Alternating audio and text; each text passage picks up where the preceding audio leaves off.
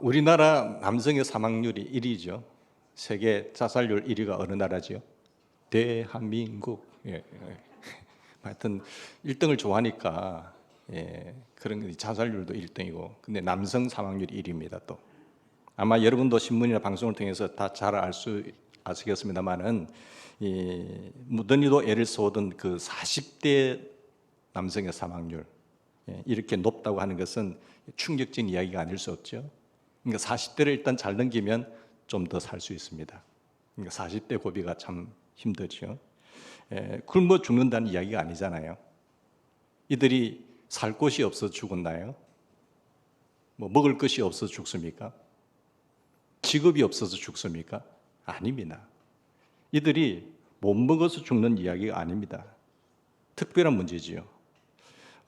국제기아대책연구기구에 보면은 보고에 따르면 세계적으로 먹을 것이 없이 죽는 사람이 1년에 몇 명인 줄 아세요? 1,300명. 1,300만 명이 돼요. 하루에 35,000명, 1분에 24명씩 죽어갑니다. 이들은 먹을 것이 없어서 죽은 거예요. 지금도 굶주림 속에서 정말 힘들게 살아가는 사람들이 많습니다. 양식이 없어서 굶어 죽는 사람의 수가 부지기수입니다. 이들에게 해결책이 뭡니까? 먹을 걸 주면 됩니다. 그러면 살아나요. 해결책이 있지 않습니까?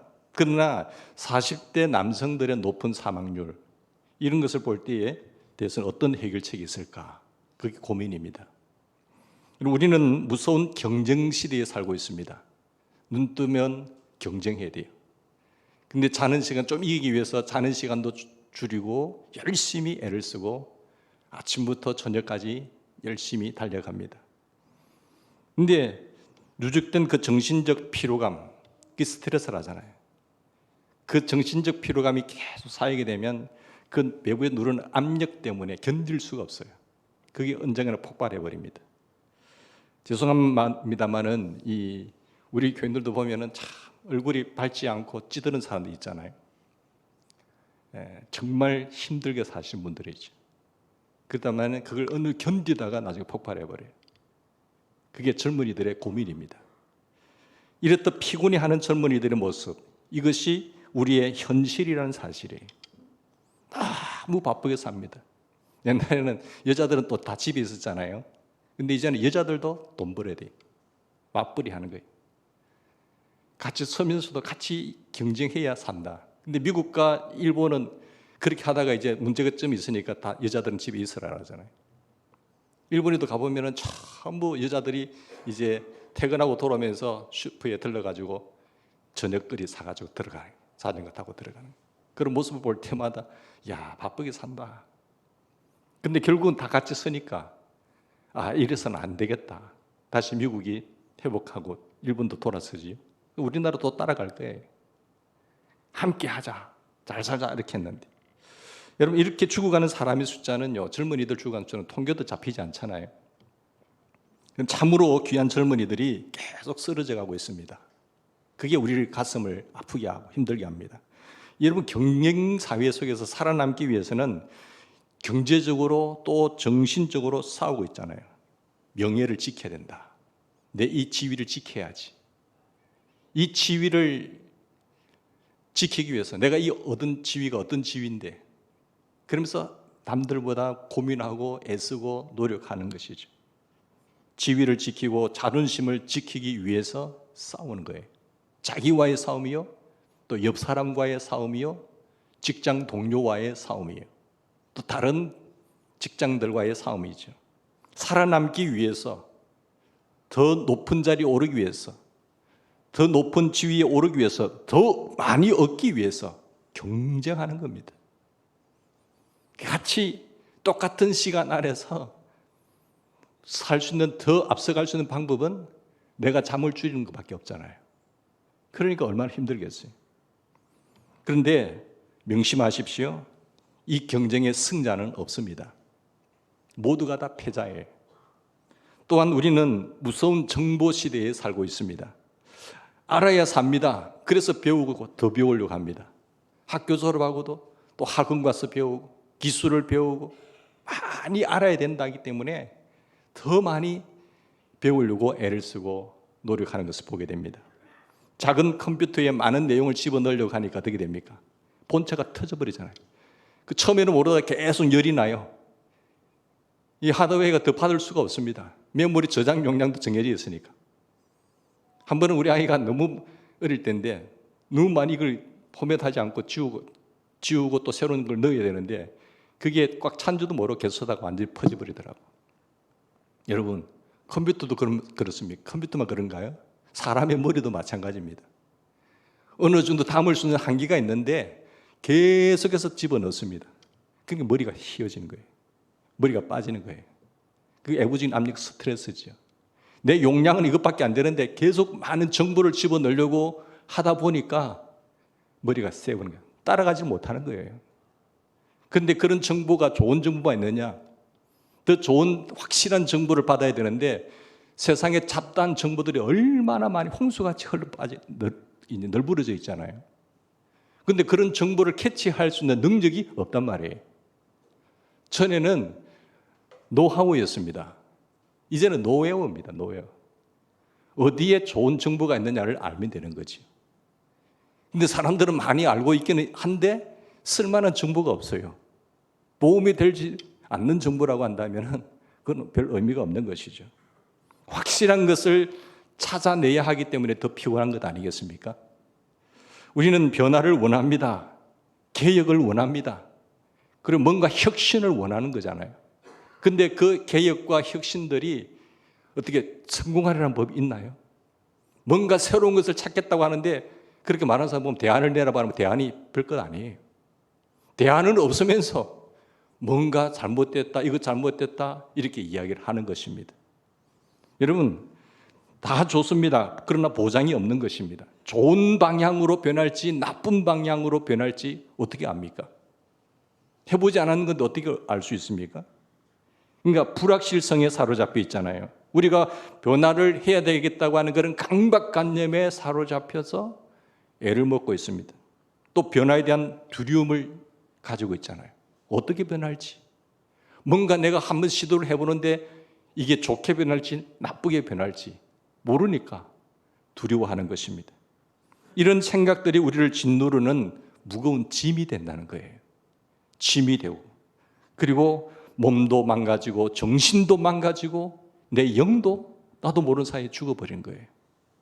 이것이 우리의 현실입니다. 현실을 직시할 수 있는 능력, 이게 중요하거든요. 강한 스트레스로 우리는 중압감에 빠지게 됩니다. 억압의 노예가 됩니다. 세상을 편안하게 살 수 있는 하나님의 창조 세계를 알지 못한 채 인간이 뭔가를 얻기 위해서 발악을 하는 것 아니겠습니까? 의식의 차원을 넘어서 무의식의 차원으로까지 발전합니다. 이러한 상태가 심해지면 어떻게 됩니까? 성격 장애를 입게 되죠. 여러분, 성격 장애가 생기는데 흔히 말하는 우울증, 자폐증인이 하는 것이 그것입니다. 여러분, 병이라는 말과 장애라는 말은 같습니까? 다릅니다. 병이라고 하는 것은 계속해서 발전하는 것을 말합니다. 지금도 발전하고 있는 것으로서 나을 수도 있고 병은 더 악화될 수도 있습니다. 그러나 장애라고 하는 것은 뭐죠? 정지된 상태를 말합니다. 이것은 눈병과 어떤 맹인이 다르잖아요. 눈병과 장님은 달라요. 눈병은 발전하는 것이기 때문에 치료가 될 수도 있고 더 악화가 될 수도 있어요. 그러나 장님은 이미 끝입니다. 정지 상태잖아요. 그래서 장애라고 하는 겁니다. 사랑하는 여러분, 성격 장애가 문제인데 어디까지가 본래의 자기 모습인지 알 수 없어요. 야, 저 사람의 본질이 뭐냐? 지금 상태의 병을 봐서는 알겠는데 저 사람의 본래 마음의 상태가 뭐지? 그걸 알아내야 됩니다. 멀쩡한 사람인데 병신이에요. 모습은 멀쩡한데 정신이 병들었단 말이에요. 정신적으로 병신인 겁니다. 이것을 장애라고 하는 거예요. 여러분, 육신적인 병은 그래도 고치면 되는 거예요. 무서운 것은요, 정신적으로 장애를 앓는 것이 큰 병입니다. 이 병은요, 본인도 힘들고 괴롭지만 남들에게 더 큰 피해를 주는 사람들입니다. 그래서 자살이라는 건 거예요. 이 멀쩡한 사람은 자살할 수가 없습니다. 정신적인 장애를 앓게 되면 자살을 합니다. 이게 자기 컨트롤이 안 돼요. 그래서 극단적인 좀 심한 사람은 자기 도피에 빠집니다. 다 차단시켜버려요. 입으로 다 막아버려요. 그래서 우울증에 빠져서 초조해합니다. 그러니까 우울증 환자들은 굉장히 무서운 거예요. 어느 날 가만히 두면 그냥 뛰어내려 버립니다. 붙잡아줘야 되는데 자기 컨트롤이 안 되는 거죠. 그리고 아무도 만나고 싶지도 아니하고 스스로 깊은 절망 속에 빠져버리는 거예요. 그러다가 자기의 존재감의 중요성을 느끼지 못하고 자살하는 거죠. 그래서 이것을 현실에서 좀 도피하려고 해보지를 하지만은 현실이 너무 악하니까 현실에서 좀 더 도피해 보려고 하면서 뭐까지 손댑니까? 마약을 손을 대는 거예요. 예? 연예인들이 왜 마약을 손을 댈까요? 어느 정도 어떤 위치에 있는 사람들이 왜 마약을 손을 대죠? 현실을 도피해 보려고 하는 방법이죠. 그리고 한번 술을 질질 마시면 알코올 중독에 빠져버립니다. 그런가 하면은 이 흡연에 담배도 피워보는 거죠. 해로운 줄 알죠. 근데 해로운 줄 알면서도 그게 빠지는 거예요. 계속해서. 피하려고. 현실 도피를 하기 위해서. 그래서 나중에 중독이 돼버려요. 그래도 그게 장애가 돼버립니다. 일시적으로 현실을 망각하기 위해서 발광을 하잖아요. 나름대로 애를 씁니다. 사치를 해봅니다. 어떤 분들은 계속해서 뭔가 사야 돼요. 그것도 고가의 제품을 사야 돼요. 이 병입니다. 자기는 그 수준에도 안 되는데 카드를 끌고 내는 거예요. 서슴없이 욕도 해봅니다. 고함도 질러봅니다. 그런다고 해결이 되나요? 아니거든요.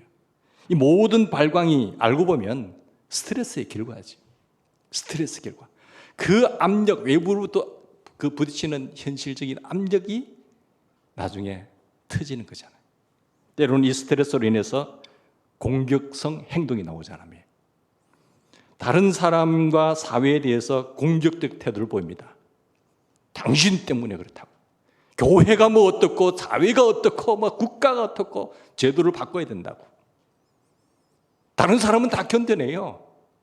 내적인 성령이 충만한 사람도 견뎌냅니다. 내적 자아가 강한 사람도 이겨냅니다. 그런데 약한 사람들은 탓을 합니다. 구조가 어떻고 제도가 어떻고. 당신 그럼 대안이 뭐냐 물어보면 없어요. 허황된 소리를 하고 있습니다. 공격적 행동, 목적 없는 반항, 이유 없는 폭력, 완전히 병적입니다. 이러한 현상은 더 이상 강 건너 불구경이 없습니다. 아니잖아요. 오늘 우리의 현실의 모습이에요. 교과서가 아니라 나에게 나타나는 주변에서 일어나는 현실 상황입니다. 그래서 우리가 스트레스 유형을 심리학적으로 알아보면요, 여러 가지 나눌 수 있는데 첫째는 불안이에요. 그 스트레스 나타나는 현상이 첫째로 불안으로 나타납니다. 스트레스, 위험에 대한 막연한 불안의식. 계속 마음이 불안해요. 콩닥콩닥. 그리고 대상이 없는 걱정입니다. 뚜렷한 게 없어요. 괜히 걱정하는 거예요. 무엇을 걱정하고 있는지, 내가 왜 걱정하고 있는지 본인도 모릅니다. 이유를 모르니까 해결책이 없잖아요. 불안한 거예요, 계속. 이유를 모르는 근심, 대상이 있는 근심을 공포라고 하지만은 이 대상이 없는 근심을 불안이라고 하는 겁니다. 공포에 시달립니까? 불안에 시달립니까? 그건 대상의 차이예요. 두 번째는 스트레스 유형이 좌절로 나타납니다. frustration. 그래서 이것을 목적 지향적인 행동에 대한 실제적인 방해다라고 말을 합니다. 결과에 대한 불만이죠. 내가 만족해야 되는데 이 결과에 대해서 불만을 느낍니다. 그 동기에 대해서 두려움이 있잖아요. 내가 합당하게 이해가 되지 않는 상태에서 일은 진행됩니다. 두렵습니다. 이런 경우에 모든 것을 부정적인 방향으로 생각하는 거예요. 모든 것을 부정적인 방향. 이렇게 볼 수도 있잖아요. 그런데 자기는 이것만 보는 거예요. 항상 자기의 관점에서만 보는 거지. 그래서 관점과 시각과 이 시선은 굉장히 중요합니다. 내 관점에서 보느냐, 아니면은 오른쪽에서 볼 수도 있고 왼쪽에서 볼 수도 있고 뒤에서도 볼 수도 있고 앞에서 볼 수도 있잖아요. 또 위에서 볼 수도 있죠. 그런데 항상 부정적이고 불평한 사람들은 자기 관점에서만 보는 거예요. 아주 막힌 사람들입니다. 배우면 얼마나 배웠을까요? 자기가 경험했으면 얼마나 경험했나요? 근데 그 관점을 벗어나지 못해요. 아, 저렇게 볼 수 있구나. 왼쪽에서 볼 수도 있구나. 이렇게 생각을 해야 되는데 그게 안 된단 말이에요. 그래서 어떻게 됩니까? 좌절하죠. 그 중압감에 좌절합니다. 모든 사물은 언제나 이렇게도 볼 수도 있고 저렇게도 볼 수가 있는 거예요. 여러분, 기우라는 말이 있잖아요. 이 말은 중국 고사에 있는 긴 우천이라는 약자입니다. 기나라 사람의 하나가 이게 나무 밑에 앉아서 큰 걱정을 하고 있어요. 지나가는 사람이 묻습니다. 당신이 왜 그래 걱정하느냐고 물으니까, 저 하늘을 보세요. 저 하늘의 구름들이 먹구름이 언제 쏟아질지 하늘이 무너질 것 같습니다. 이게 지나가는 사람 들으니까 기가 차잖아요. 지금까지 역대적으로 하늘이 무너진 적은 없다. 당신이 하늘이 무너진다고 하는 건 괜히 하는 걱정이다. 쓸데없는 걱정이야. 그래서 곧 기우라는 것입니다. 너무 기우하지 마라. 요즘도 보면 요즘도 이런 사람이 많잖아요. 얼마든지 다른 방향으로 생각할 수도 있는데 꼭 실패한 방향으로 생각해요. 안 될 방향으로 생각한다니까요. 계속 그 입에서 나오는 소리가 엉뚱한 소리예요. 제가 한 번은 당회로 부를 거예요. 한 번은. 당신 대안이 뭐냐? 그러면. 근데 여러분, 그런 좋은 소리 들으면 좋지만, 기분 좋지만은 항상 자꾸 부정적이고 안 될 방향으로 생각하는 사람 이야기하면 기분 좋아요, 안 좋아요? 싫어요. 그런 사람들은 에너지가 빠져나갑니다. 그런 소리 들으면요, 에너지가 빠져나가요. 알 수 있다. 뭘 걱정하느냐? 하나님 계시지 않느냐?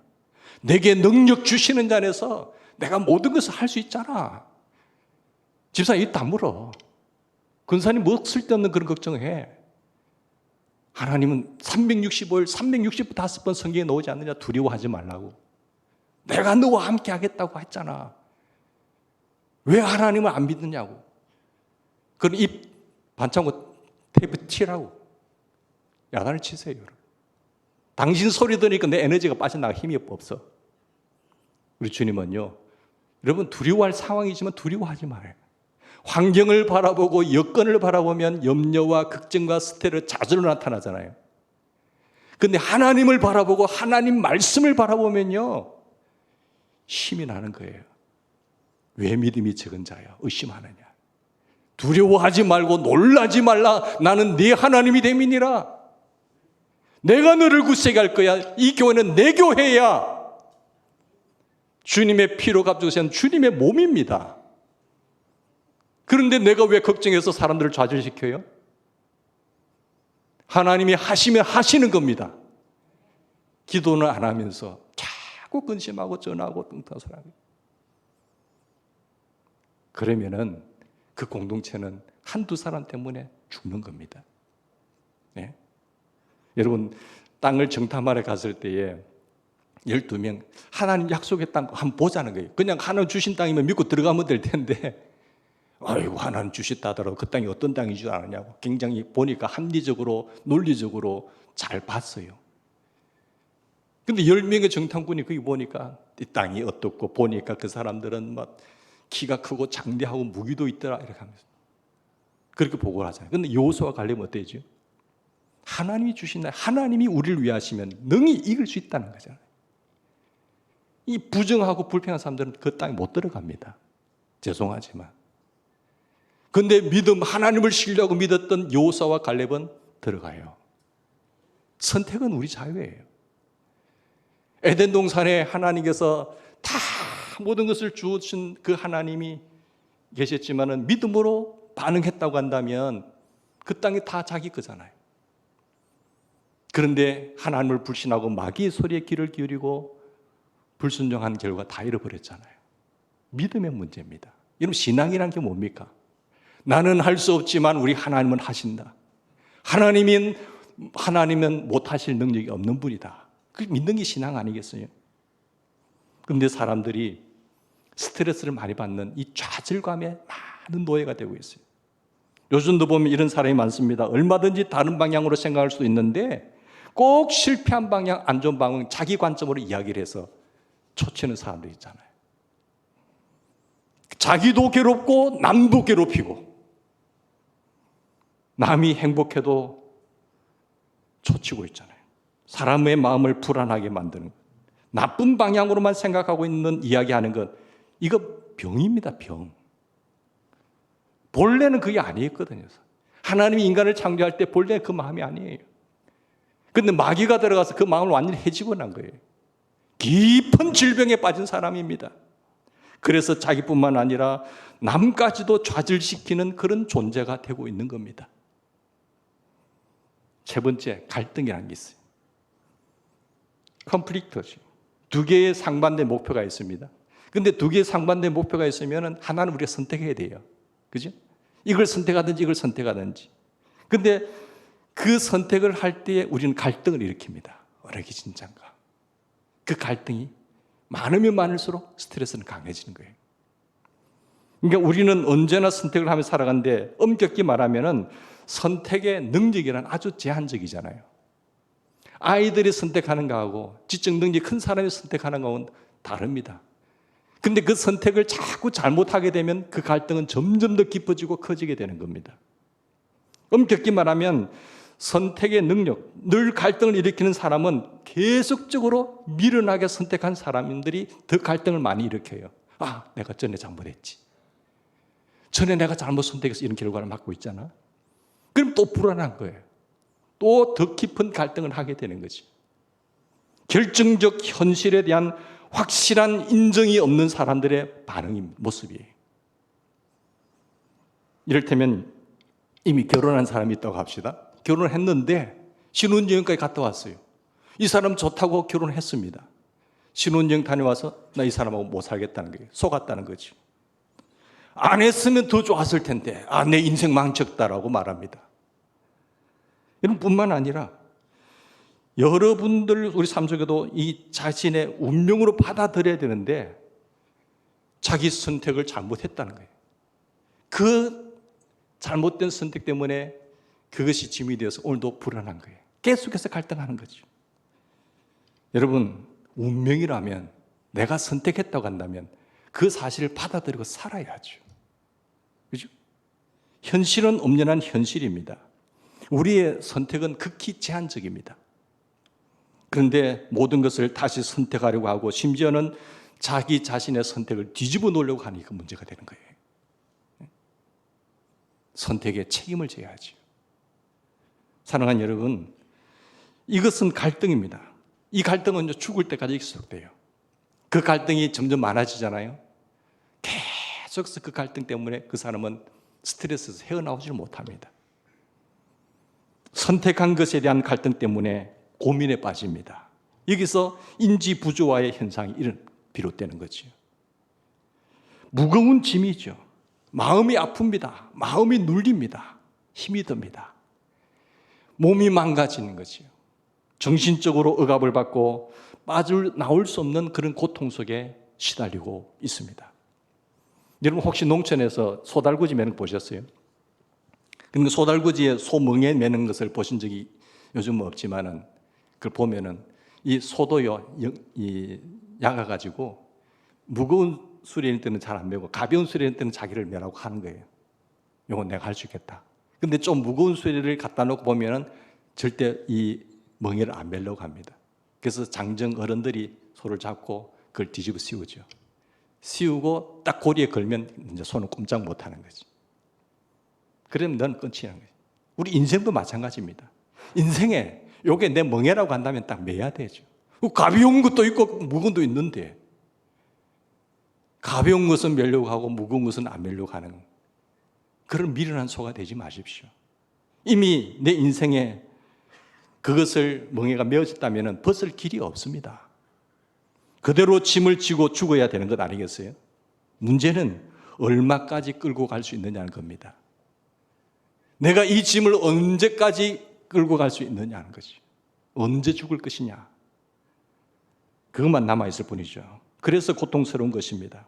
자, 오늘 본문 말씀 한번 보실까요? 다윗을 보십시오. 다윗이 정말 절망 중에, 고통 중에 기도하면서 쓴 메시지입니다. 자기 자신의 무거운 짐과 그 고생에 대해서 고백하고 있잖아요. 다윗이 정말 하나님의 마음에 합한 사람이고 하나님 은혜를 입은 사람이었지만 그렇다고 해서 다윗에게 짐이 없었습니까? 다윗에게 엄청난 짐이 있었어요. 자, 무엇보다도 다윗 왕이잖아요. 왕이니까 더 큰 책임이 있었죠. 그 책임이 자기를 짓눌렀던 것이죠.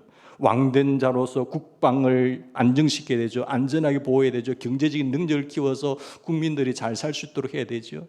도덕적으로 무너지지 않게 해서 도덕적인 법을 세워야 만들어 가야 되죠. 질서를 잡기 위해서 법을 올바로 수행해야 되죠.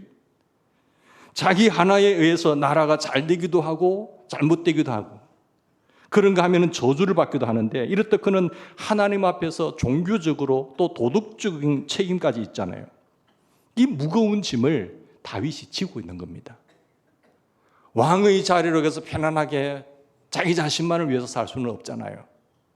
그래서 그가 쓴 시편이나 그 밖의 역사를 자세히 살펴보면 다윗은 때때로 왕의 지위를 내놓고 싶어 했다. 이 지위가 너무 무거워서 책임감이 너무 커서 그 지위를 내놓고 도망가려고 싶은 마음도 있었던 것 같습니다. 사실 그 무거운 짐을 지고 몇 년 살았어요? 40년을 삽니다. 그 왕의 자리에 40년을 통치하셔요. 어쨌든 다윗은 왕으로서 무거운 책임을 지고 있는 거예요. 또한 다윗에게는 죄책감이 있었습니다. 그는 항상 죄책감이 잡혀 있었는데 물론 의로운 일도 많이 했습니다. 그렇지만 불의한 일도 많았습니다. 그 가운데서도 대표적인 것이 바세바의 사건이잖아요. 그 바세바의 남편을 전쟁터에 보내놓고 바세바와 간음을 합니다. 그리고 그것이 들통이 날까 봐 그의 남편 우리아를 죽이는 살인죄까지 짓잖아요. 이 엄청난 악을 범하게 됩니다. 그래서 이를 보시고 하나님께서는 다윗에게 선지자를 보내어서 말을 합니다. 칼이 네 집에서 영영이 떠나지 아니하리라고 말씀하셨습니다. 이것은 용서할 수 없는 이야기잖아요. 그냥 용서하면 되는 겁니까? 그럼 죗값은요? 사람 죽이고 내가 감옥에서 회개하면 끝나는 겁니까? 그에 대한 벌을 받아야지요. 용서는 받되 벌은 받아야 되는 거예요. 사랑하는 여러분, 칼이 네 집에서 영영이 떠나지 아니하리라. 다윗은 우리아를 죽이고 그의 아내를 빼앗았던 대가로 아들 가운데서요, 자기 자녀 가운데 가장 뛰어난 누굽니까? 압살롬에게 배반을 당합니다. 그리고 배반을 당해서 아들을 통해서 무서운 심판을 받습니다. 그보다 더 큰 충격이 어디 있을까요? 다른 사람이 쿠데타를 일으켜서 자리를 탐문하면 모르겠지만 자기 아들 가운데 낳은 똑똑한 아들 압살롬에 의해서 배반을 당하고 자리를 넘겨줘야 되니까. 그리고 압살롬은요, 아버지의 후궁들을 다 공개적으로 다 욕보였어요. 그걸 바라보고 있는 아버지의 마음, 다윗의 마음은 어땠을까요? 그리고 아버지 다윗을 추방시킵니다. 다윗과 가까웠던 신하들을 다 자기 편으로 하나하나 끌어들여요. 다윗에게 충신했던 그들까지 끌어들여서 자기 편으로 만듭니다. 그럼에도 불구하고 다윗은 자기의 아직 병사들이 있었기 때문에 그 병사들을 가지고 압살롬을 칠 수도 있었습니다. 그런데 치지 않아요. 자기가 하나님께 벌을 당하고 있다는 사실을 발견하고 그것을 그대로 있습니다. 사무엘하 15장에 보면 울면서 나중에 압살롬에게 쫓겨납니다. 맨발로 도망갑니다. 울면서 아들에게 쫓겨서 도망가는 신세를 생각해 보세요. 그게 아버지의 모습이에요. 이렇듯 다윗은 아들 압살롬이 죽고 다시 황궁할 때까지 광야를 헤매면서 엄청난 고생을 합니다. 나아가서 다윗은 배반당한 사람이에요. 누구에게 배반당했죠? 왕의 자리에 있을 때 충신이었던 그들이 돌았습니다. 여러분, 압살롬 편에 딱 붙어버리죠. 그 배반당하는 충신들을 바라볼 때 다윗은 마음이 찢어지는 거예요. 그 가운데 가장 큰 충신이었던 아히도벨까지도. 아히도벨도 압살롬에게 붙어서 다윗을 죽이겠다고 쫓아다닌 거예요. 자, 이런 극적인 사건도 있었습니다. 어느 날 다윗이 병들어 고생하고 죽게 됐을 때 병문안을 누가 찾아옵니다. 반갑게 인사를 하고 이런저런 이야기를 해요. 왕이시여, 힘드시지요. 그러면서 위로의 말을 합니다. 그런데 그 신하를 고맙게 생각하고 있던 다윗이었는데 어느 날 소문이 들려오는 소리가 무슨 소리인지 아세요?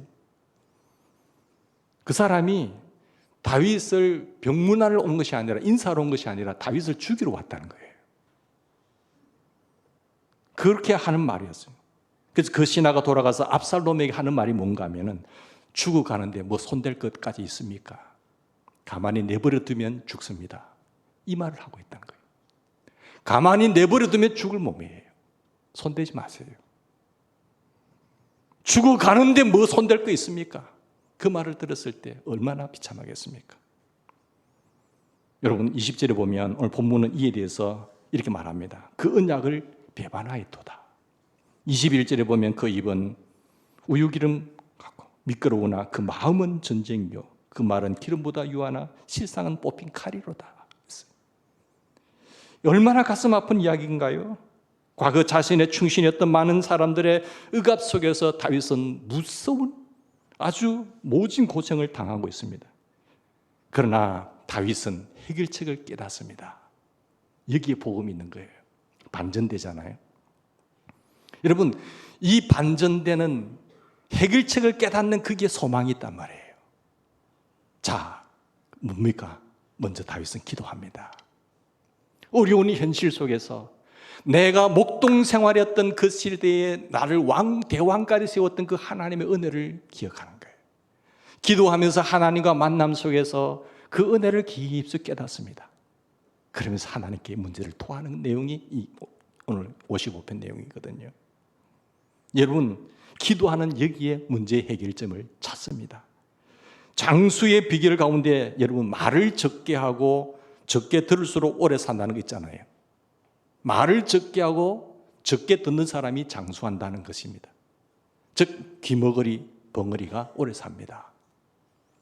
너무 말을 많이 하면요 오늘 수명이 짧아져요. 너무 많이 들으려고 하지 마세요. 머리 터집니다. 통계적으로 보아도 귀머거리, 벙어리가 오래 산다는 통계가 있잖아요. 우둔한 자, 또 은둔한 자, 수도사 이런 분들은 경제적으로나 위생적으로 더 나은 속세 사람들보다도 더 오래 살아요. 왜? 세상에 잡다한 것 더 적게 듣기 때문에. 그리고 그들과 함께 말을 섞지 않기 때문에 입을 지키기 때문에 오래 사는 거예요. 사랑하는 여러분, 우리가 요즘 보면은 누구나 할 것 없이 많이 돌아다니면서 구경 많이 하고 하는데 그것도 병입니다. 그냥 집에 있지 못하잖아요. 적게 듣고 적게 말할 훈련을 하셔야 됩니다. 이 세치밖에 안 되는 거 가지고 있다는 게 있잖아요. 그 뱀이 그러는 거예요. 뱀의 혀가 그런 거예요. 그 사탄의 이름이 특징이 뭔가요? 참수하고 거짓말하고 중상모략하고 이게 사탄의 이름 뜻이란 말이에요. 그러나 하나님과 이야기할 시간은 많이 가지십시오. 사람들하고는 많이 어울리지 마시고 하나님과 깊은 시간을 가지시기 바랍니다. 다윗이 이 모든 문제 속에서 하나님과 대화하면서 깨달은 거예요. 그래서 그게 비전을 찾는 겁니다. 사람에게 대해서 침묵하고 대신 하나님께로 마음의 문을 열 것입니다. 이것이 해결의 길입니다. 인간에게는 그렇게 기댈 것이 없습니다. 뾰족한 수가 없습니다. 사람의 마음은 조속으로 바뀌는 것이 사람의 마음입니다. 우리가 끝까지 신뢰할 수 있는 분은 누굽니까? 하나님이세요. 다윗은 기도하면서 과거에 자기에게 베푸신 하나님의 은혜를 생각하고 그 은혜를 다시 발견하고 다시 소망과 희망을 가지면서 다시 일어서게 됩니다. 내 죄를 사해 주시고 그 많은 고통 속에서 구속해 주신 하나님을 다시 발견하게 됩니다. 그래서 여호와가 나의 목자가 되시오니 부족함이 없습니다는 고백하지요. 나의 힘이 되신 여호와여, 제가 주님을 사랑합니다. 나의 반석이시오, 나의 요새시오, 나의 피할 바위가 되신 하나님이시오. 그 하나님을 다시 의지합니다.